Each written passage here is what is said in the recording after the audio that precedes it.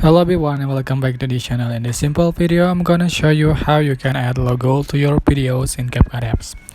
So you can tap on the project, select your video that you want to edit, and you can prepare your logo. For example, I'm going to open my project, and here already there is a video here, and then to add the logo you are just going to add the overlay.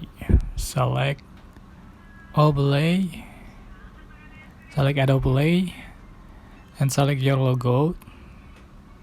For example, I'm going to add the Capcut logo. Just click it and you can resize and move for the position,